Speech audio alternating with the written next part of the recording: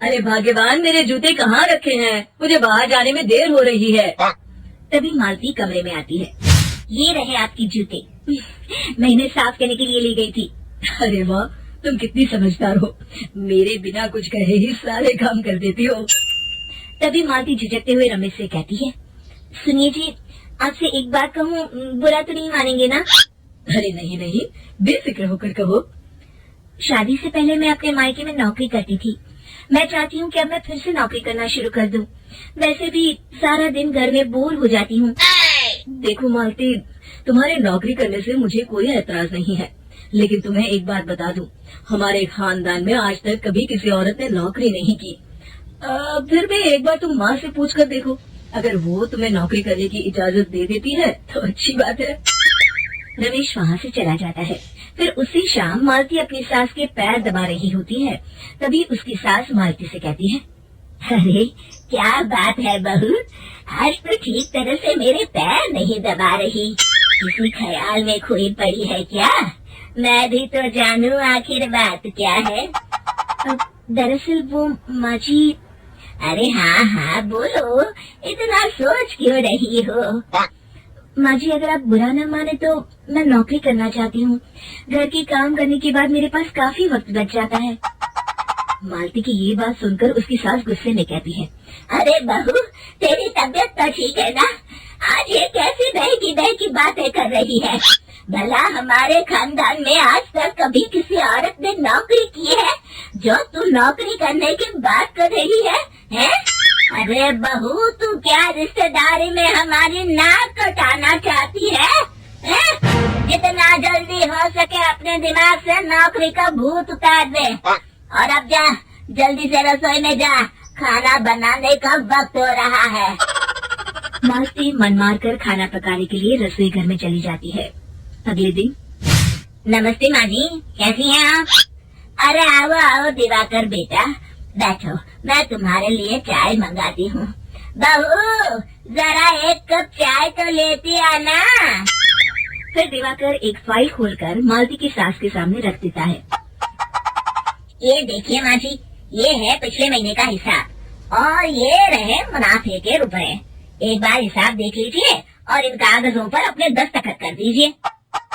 अरे दिवाकर बेटा, मैंने भला आज तक कभी तेरा हिसाब देखा है जो अब देखूंगी?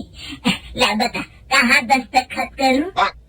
तभी मालती चाय लेकर वहाँ आ जाती है और अपनी सास को बिना कागजातों को पढ़े इस तरह लापरवाही से दस्तखत करते हुए देखकर हैरान रह जाती है। अच्छा माली, अब मैं चलता हूँ, फैक्ट्री में बहुत काम है। फिर दिवाकर वहाँ से चला जाता है। कुछ दिनों बाद मालती बाजार में कुछ सामान खरीद रही होती है। तभी एक बूढ़ा आदमी उसे आवाज देता है, अरे मालती बेटी, कैसी हो? मुझे पहचाना? मैं तुम्हारी कंपनी में मुनीम का काम करता हूँ। हाँ चाचा जी, मैं आपको बिल्कुल पहचानती हूँ। कहिए, कैसे हैं आप? मैं तो ठीक हूँ, कंपनी में कुछ भी ठीक नहीं चल रहा। यहाँ तक कि हमें ठीक वक्त पर तनख्वाह भी नहीं मिलती। ये आप क्या कह रहे हैं? अब क्या बताऊं, आप लोग तो कभी हिसाब किताब देखने दफ्तर आते नहीं। मेरी मानो तो एक बार आप लोग दफ्तर आकर सारा हिसाब किताब देख लो, आपको असलियत पता चल जाएगी। अच्छा बेटी, अब मैं चलता हूँ, देर हो रही है। फिर वो बूढ़ा वहाँ से चला जाता है। वहीं दूसरी तरफ मालती घर पहुंचकर अपनी सास को सारी बात बताती है। तभी वहाँ रमेश भी आ जाता है, लेकिन मालती की सास मालती की किसी भी बात पर विश्वास नहीं करती। तभी रमेश कहता है, अरे माँ, बिना आग के कभी धुआं नहीं उठता। जब मालती इतना कह रही है तो हमें एक बार दफ्तर चलकर देख लेना चाहिए। वैसे भी हम लोग काफी दिन से अपने दफ्तर नहीं गए हैं। इस तरह किसी एक आदमी के भरोसे काम छोड़ना मुझे भी ठीक नहीं लगता। अगले दिन वे सभी अपने दफ्तर पहुँचते हैं और सीधे दिवाकर के कैबिन में जाते हैं। अचानक सबको एक साथ देखकर दिवाकर चौंक जाता है। अरे माँ जी, आप सब लोग अचानक यहाँ कैसे आ गए? अगर कुछ काम था तो मुझे एक फोन कर दिया होता, मैं आपके घर आ जाता।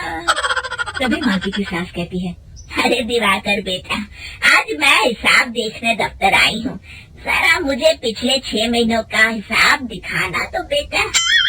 दिवाकर घबराते हुए हिसाब की फाइल मालती की सास को देता है। मालती की सास फाइल लेकर मालती को देती है और कहती है, ले बहू, देख ले हिसाब। मालती फाइल को बड़े गौर से देखती है और अगले ही पल उसे सारी गड़बड़ी समझ में आ जाती है। वो अपनी सास से कहती है, माँ जी, मुनीम चाचा बिल्कुल सही कह रहे थे।